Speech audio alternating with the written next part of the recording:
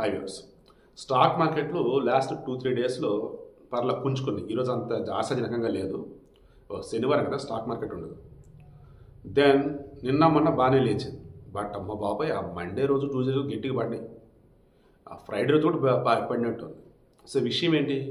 Stock మార్కెట్లు పడుతున్నాయి, ఇంకేమనరా బాబు బంగారం సైడ్ వస్తారలే అనుకున్నా. బట్ 2-3 రోజులుగా బంగారం రేట్లు పెరగల.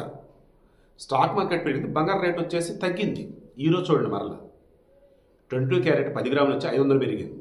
ఎంత ఉందో మార్కెట్లో అంటే 80,400 రూపాయలు ఉంది. మీ ఏరియాలో ఆ ట్యాక్సులు అవి ఇవి కలిపి ఒక్కొక్క చోట ఒకలా ఉంటాయి కాబట్టి 2-3 చోట్ల అడిగి ఎక్కడ తక్కువ ఉంటే అక్కడ తీసుకోండి. బట్ జాగ్రత్త, ప్యూరిటీ చెక్ చేయించుకోండి. సరే, 22 క్యారెట్ల గోల్డ్ ఎంత? 500 పెరిగి 80,400 దగ్గర ఉంది. 24 క్యారెట్ గోల్డ్ ఎంత? 550 రూపాయలు పెరిగింది 10 గ్రాములకి, 87,710 రూపాయలు ఉంది.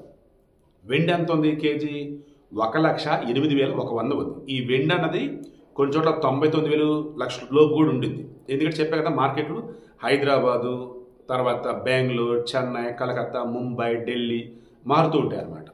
వెండి రేట్లు వచ్చేసి స్టేట్లు కూడా మారుతూ ఉంటాయి.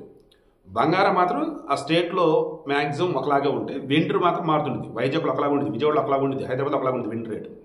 సో గతంలో చెప్పింది ఇప్పుడు కూడా చెప్తున్నా, లక్షకి ఖచ్చితంగా ఈ రెండులోపు చేరటం ఖాయం. సిచ్యువేషన్ చూస్తుంటే రేపు ఎండాకాలం అయిపోయేసరికి 1,00,000 చేరేటట్టు ఉంది. ఒక రేటు అనుకోండి, ఈ రేటుకి వస్తే అమ్మ కొనేద్దాంరా అంటే అలాగా, అరే తగ్గిందా పర్లేదురా, మనం అనుకున్న రేటుకి వచ్చింది కొనేద్దాం, రేపు పెరుగుతుందిరా ఇంకా పెరిగిద్దామో కొనేసుకుందాం. లైక్ ఈ వేళ ఆలోచించుకొని మీ మనస్సాక్షి చెప్పిన దాన్ని బట్టి కొనుగోలు చేసుకోండి.